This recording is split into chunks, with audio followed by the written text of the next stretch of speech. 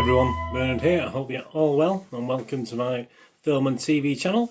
Today we have a PG rated movie, comedy, family, fantasy. It's that time of year as I'm recording this in mid-October. This one's called A Babysitter's Guide to Monster Hunting. Please, if you're new to the channel, push that subscribe button.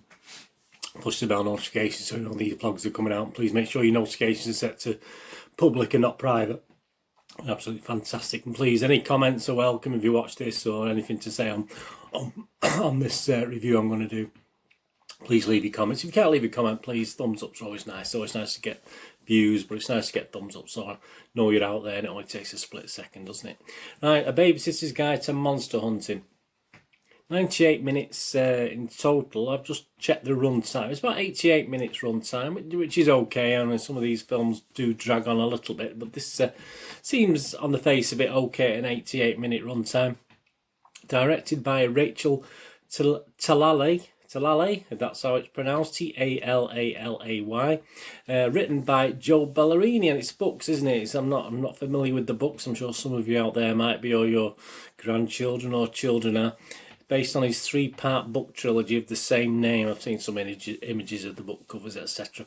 Stars Tom Felton, India Moore, Tamara Smarts and Una Lawrence. Not overly familiar to me. Some of these characters, these actors, I'm not really familiar with the ones in this. What's it about? Well, it follows the story of a babysitter named Kelly Ferguson, who must embark on a mission to find the child in her care. She's lost him, silly thing, who has been kidnapped by the boogeyman. Alright, he's been kidnapped then and she's not lost him. Kidnapped by the boogeyman. During this mission she discovers that a secret society of children protecting babysitters exists. Of course it does, we all know that, don't we? As do an entire world of monsters, and we all know that as well, which she must fight. Yeah, I mean, my initial impression just reading that synopsis was Adventures in Babysitting meets Monsters Inc. meets Labyrinth. So let's see if there's any comparisons as we go through this. The title name, if you look at the poster, actually look at the font on the title, is exactly the same as The Nightmare Before Christmas. Yeah. Is it anywhere near as good as that one, for instance? One of my favourite Halloween Christmassy films, The Nightmare Before Christmas, still remains so, and I always watch it every now and again. Is it any good? What's it scoring? Well, Rotten Tomatoes, it holds a positivity rating of 63%, and that's just based on only 8 reviews. Only 8 reviews have been left, and it's getting an average of 5.63 out of 10, so not fantastic. So we've returned to Internet Movie Database, where it's quite early days for this film now, so there's not much on it, but we do have nearly 700 reviews as I'm recording this on Internet Movie Database from Joe Public, you and me, but it's only averaging 5.4 out of 10. Which is quite low, but significantly enough, the written reviews are quite positive. It's obviously people leaving lower scores just haven't bothered to leave a comment or a review on it. So what we've got, some of the comments I have seen, which are, as I said, mainly positive. People need to remember it's aimed at kids, yeah, so there might be a lot of fallout on this because it's obviously, I say, a lot of adults giving it ratings, you know, like me, you know, obviously it's not aimed at my demographic, is it? But there you go. It's a good kids movie, said someone else. Someone else wrote, we watched this as a family with our 6-year-old boy. It was fun, like Hocus Pocus, Nightmare Before Christmas, or Caroline. Not as good as any of those three, I'm afraid. It is nearly as good as Hocus Pocus, absolutely not. Nowhere near Hocus Pocus, but not as good as Nightmare or Caroline. Well, I won't disagree with that, but I love Hocus Pocus, so I'm not gonna degrade that film. Someone else wrote, Tom Felton shines in his role. Also, I appreciate them making a movie about a diverse team of kids solving problems as a team, using their knowledge in different areas of science. Great if you watch it with kids, since it's a joyride for everyone. Got a few scares and a lot of laughs out of me. Perhaps I didn't laugh so much. This is a cute kids movie, someone else said. I showed this to my eldest daughter for her to watch. She loves Goosebumps and spooky stuff, and she really liked it. She is now watching it again while I write this review. Well, there you go. You keep them occupied. I'll come on to that in a moment when my little thoughts on this film. As I say, I do put my sort of child's head on. I sort of try and look at it if I was watching it with my grandkids or my children when they were a little bit younger. And the first things, obviously, what I find annoying, I found the little boy who gets kidnapped a bit annoying, so that didn't start off very well. You know me, not liking these little kids, so I'll be getting a reputation. So I couldn't really be that bothered if he got kidnapped or brought back. But yeah, hey ho, the female hero in this, obviously, who's the babysitter, is quite likeable, so on we go anyway. I stuck with it past the first 5 minutes. We got into the nitty-gritty very, very quickly. The adventure started quickly, so that's good. I mean, some of these are dragged out a little bit. And initially, I did get the feel of a Monsters Inc. I did get the feel of Labyrinth, although the main baddie, is it played by Felton there? Some guy, Tom Felton, is it? Let me just check that. Yeah, Tom Felton, who plays the baddie. I mean, he's just a poor man's Robert Carlyle, who played, obviously, if you remember the TV series where he played, was it Rumpelstiltskin in Once Upon a Time, was it? He's a poor man's version of him, unfortunately. Robert Carlyle would have been good in this role, to be honest with you. And, of course, he's nowhere near David Bowie, of course, who in the classic Labyrinth. But there you go. So, at least that's my initial thoughts. Monsters Inc. meets Labyrinth, but again, not quite as good as either of those.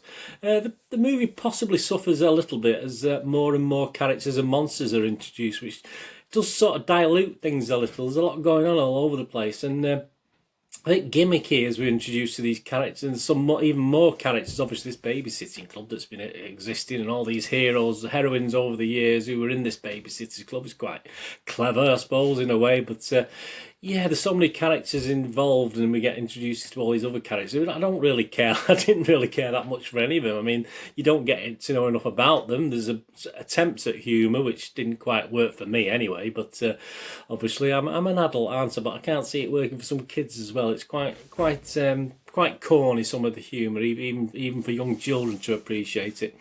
It probably makes it more watchable than introducing all these characters and monsters for the younger audience, because if they get phased out while they're watching this, you can go back and watch it again and pick up things perhaps they missed the first time round and re-enjoy them the second time round or the third time round or the fourth time round if they're going to watch it time and time again, which is fair enough. I do that myself with my favourite films.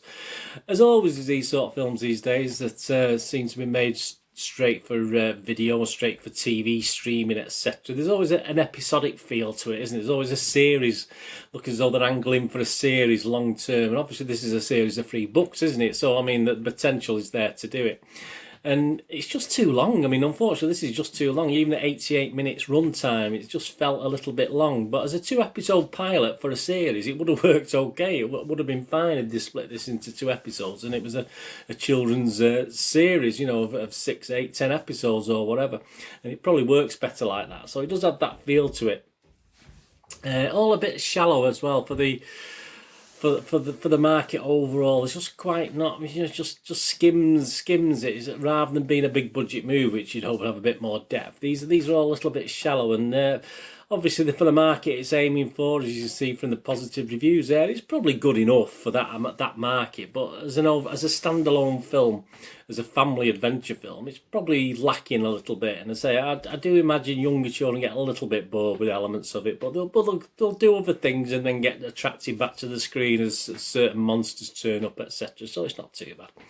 So yeah, I'm going to give this my safe basic sit on the fence rating. I am going to give it a little bit more than Internet Movie Database. I think 5.4 is a bit mean. I mean, you know me, I sometimes give a 5.5. I think other people might like it, but I will give this a 6 out of 10 rating for the film. It's not that bad. It's okay, as I say. It does have that episode series feel to it, but on the basis that there's a lot coming out at the moment, yeah, there are worse, but there are fortunately a couple of better films I've seen recently for this time of year. Obviously October, Halloween, etc, etc. So yeah, I'll give it 6 out of 10. The poster, yeah, the poster's all right, isn't it? I mean, it's good for a kid. Again, it's good for a kid's wall, isn't it? I mean, it's not too bad. But I'm not going to give the poster anymore. I'm not going to give poster victory today. I'm going to make it a draw. I'm going to give the poster 6 out of 10, and I'm going to give the movie 6 out of 10 as well, because it's not a bad poster. Nice and colourful and bright for a kid's wall. That's all part of it, isn't it? Promotional poster for a film, and then the kids will mither for the film, and then either watch it once or throw it away, or watch it once, twice, 3 times. Who knows? Who knows with kids? We can only guess, can't we? But yeah, poster 6 out of 10, movie 6 out of 10. Thanks for watching. Anyway, please check my links on screen.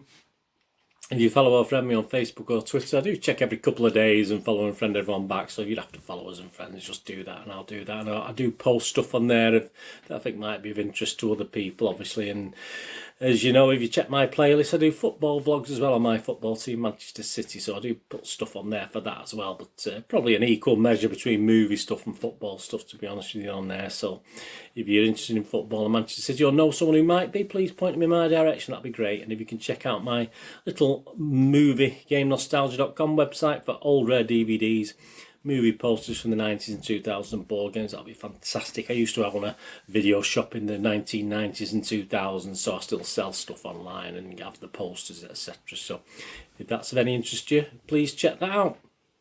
Anyway, thanks for watching. Let me know in the comments what you think if you've watched this, and did you like it, or did your kids like it? That's more importantly, do the kids like it? That's all that matters with these sort of films.